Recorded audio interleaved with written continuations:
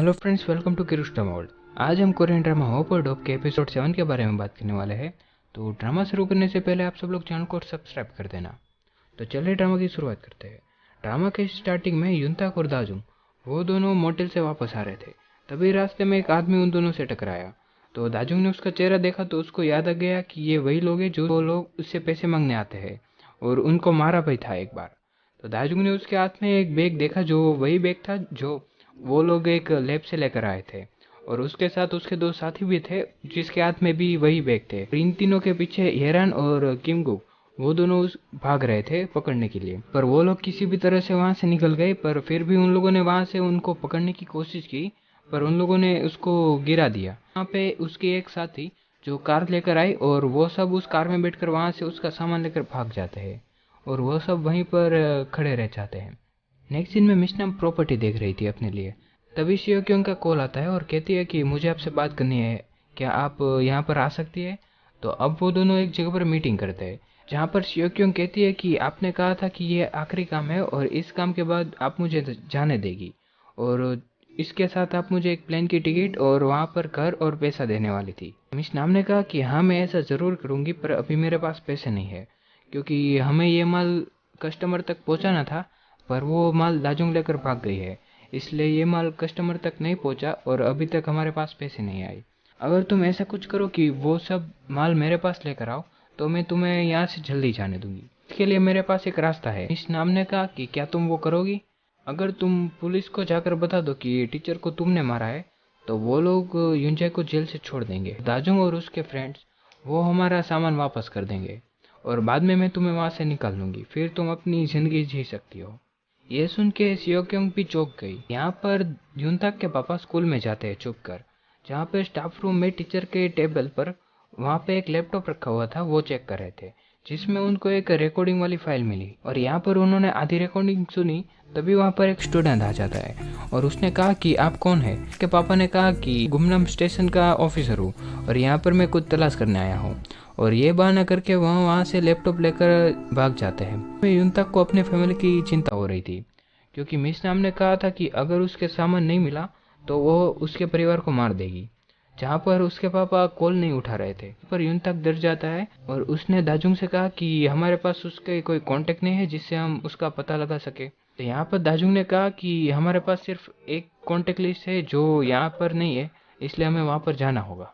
तो यहाँ से दाजुंग उन सबको उसके मम के ऑफिस ले जाती है जहाँ पर वो पूरा ऑफिस खाली होता है, जिसकी वजह से उसको कुछ नहीं मिलता। यहाँ पर यह सब खाली देखकर किंगुक ने पूछा कि क्या तुम्हारे पास कोई और कांटेक्ट है इन लोगों के।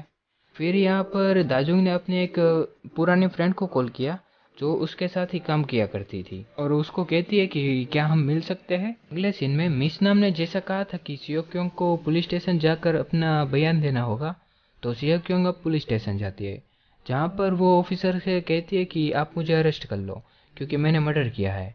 और यहाँ पर सुनते ही उस ऑफिसर ने उसके सीनियर ऑफिसर को कहा कि इसने ही टीचर का मर्डर किया है तो आप इससे इन्वेस्टिगेशन कर लो एक बार।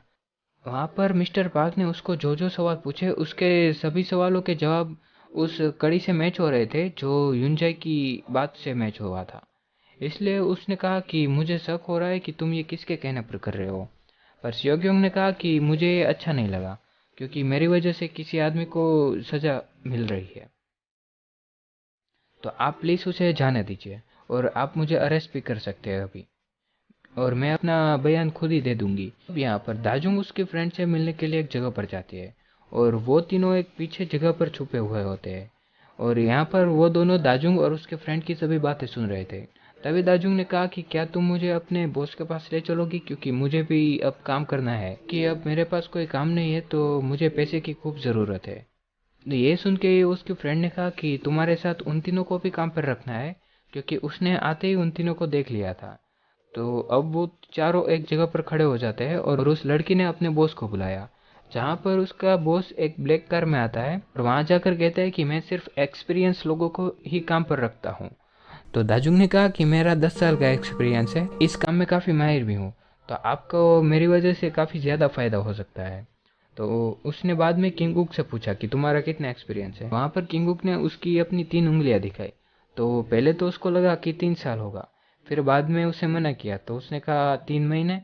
तो फिर बाद में उसने फिर से मना किया और यहाँ पर उसने किंगकुक ने कहा कि अभी सिर्फ मेरे 3 दिन ही हुए हैं। सुन के उसको शक हुआ और कहा कि सॉरी, मैं तुम लोगों को जॉब पर नहीं रख सकता। दाजुंग ने पूछा कि क्या आप हमारी एक मदद कर सकते हो?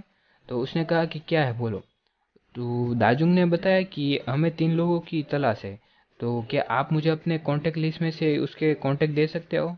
पर उसने मना कर दिया और वहाँ से तुरंत निकल जाता है। वो चारों अब फिर से टेंशन में आ गए और उसने पूछा कि अब हम क्या करें? और दाजुंग ने कहा कि हमारे पास एक और रास्ता है, वही हमें कॉन्टैक्ट दे सकती है। जहाँ से वो उसकी मॉम के पास जाती है जेल में मिलने के लिए, और वहाँ पर उससे कहती है कि मुझे इन 3 लोगों की तलाश है, क्या आप मुझे उसके कॉन्टैक्ट दे सकते हो? पर उसकी मॉम ने कहा कि मैं तुम्हें कॉन्टैक्ट बिल्कुल नहीं दूंगी, और मैं ऐसा क्यों करूं? तो दाजुंग ने कहा कि तो चलो हम एक डील करते हैं, मैं आपको सिमोन का एड्रेस दूंगी, आप मुझे उन तीनों के कॉन्टैक्ट। यहाँ पर उसकी मॉम ने डील डन कर दी और पहले कहा कि तुम मुझे सिमोन का एड्रेस बताओ। यहाँ पर दाजुंग ने उसको पहले सिमोन का एड्रेस बता दिया और अब पूछती है कि और अब आप मुझे उन तीनों के कॉन्टैक्ट दीजिए। पर उसकी मॉम ने मना कर दिया कि तुम अभी भी नहीं सुधरी, मैंने तुमसे कितनी बार कहा था कि किसी पर भी भरोसा मत करो, तुम ये अभी तक नहीं सीख पाई। ये सुनकर दाजुंग ने कहा कि आप अपनी बेटी के साथ ऐसा कैसे कर सकते हो? तो अब यहाँ पर उसकी मॉम उसकी पुरानी वाली स्टोरी सुनाती है कि मॉम ड्रग के नशे में थे, तब उसने एक आदमी को मार दिया और तब उसके फ्रेंड्स और उसकी मॉम ने किसी ने भी उसकी हेल्प नहीं की थी। तब से उसने नक्की किया कि अब से मैं किसी पर भी भरोसा नहीं करूँगी और ये बात मैं सबको बताती हूँ, पर तुम आज तक नहीं समझी, तो अब तुम यहाँ से जा सकती हो। अब सुनकर दाजुंग वहाँ से खड़ी होकर जाने लगती है और जाते हुए कहती है कि मैंने आपकी ये बात हमेशा याद रखी, इसलिए मैंने आपको सिमोन का एड्रेस गलत बताया है। रोते हुए वहाँ से निकल जाती है और बाहर निकलते ही पर मिस नाम का कॉल आता है और वो कहती है कि और कल सुबह तुम लोग गुआम पर आ जाना, क्योंकि युंजाई छूट गया है और अब बारी है मुझे सामान देने के लिए। यहीं पर ही होप और डॉप का एपिसोड 7 खत्म होता है। तो आपको ये ड्रामा कैसा लगा है हमें कमेंट में ज़रूर बताओ। वीडियो अच्छा लगा तो लाइक कर देना और अगला वीडियो देखने के लिए चैनल को सब्सक्राइब भी कर देना।